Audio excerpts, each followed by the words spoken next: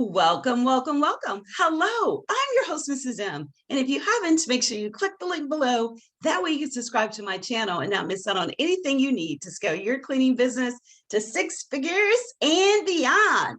Wow.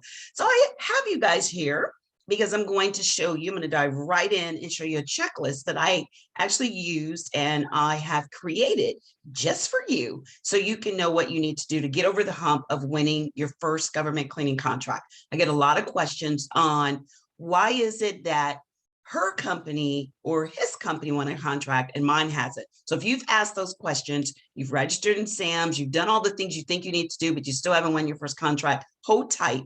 In this video, I'm going to tell you exactly what you need to do. You ready? Here we go. So the first thing I did is I came up with a market research for what you're doing. Now, most of you that are here are looking at doing facility support services, which is what I've done for the last 26 years. So what I'd love you to do is look over some things that are really going to stand out.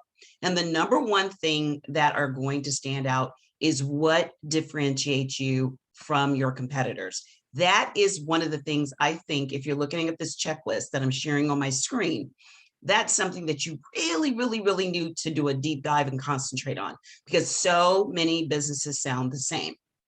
Now, what I'd like to talk about is the riches in the niche, the rich in the niche. So what that means is find something that you're going to really help separate you from your competitors. It could be your price, which is a challenge with government. That's a hard one because a lot of them look for the cheapest price when they're doing their bidding. A lot of your competitors. It could be great customer service, attention to details, how long you've been in business,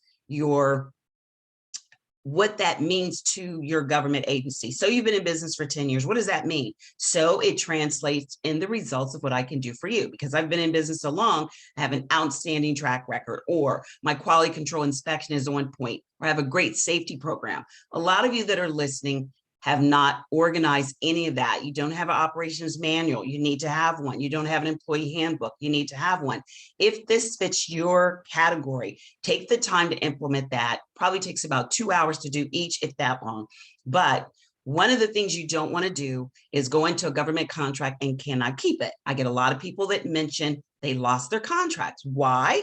Because they bid too low. They only competed on price. You could never, ever set yourself apart only by price. Larger companies can beat you at that game because they have larger margins. If you're a smaller company, you're going to have to compete on something else. So do your product research, look at your competitors, and look at this checklist and kind of get an idea of what we're talking about.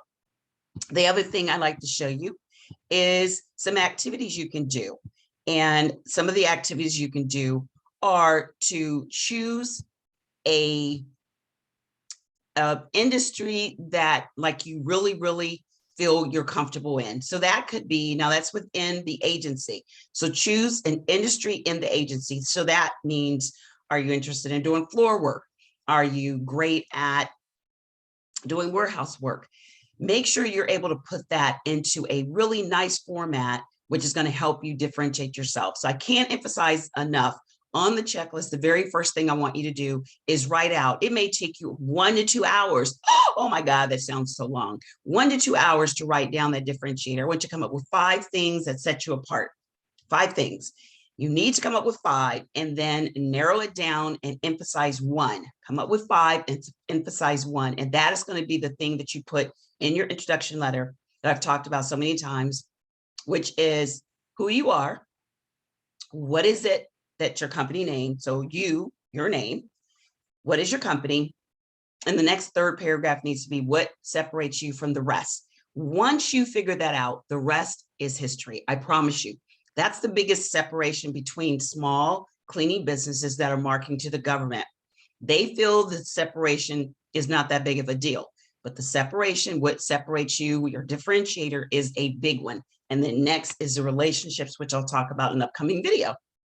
What you can do to really bond, build, engage when it comes to relationships with the government buyers. So remember, the reason why some people have gotten government contracts and you haven't is they've found an area where they found the riches in the niches and they've niched down. They're able to separate themselves because they're in the niche And that is why they have a contract and you're still looking for one. So if you'd like to learn more about what you can do to separate yourself, differentiate yourself, then guess what? You can come to my free masterclass today and sign up in the description below, registration, and make sure you're there. Space is limited. I look forward to seeing you. Matter of fact, we've got it today.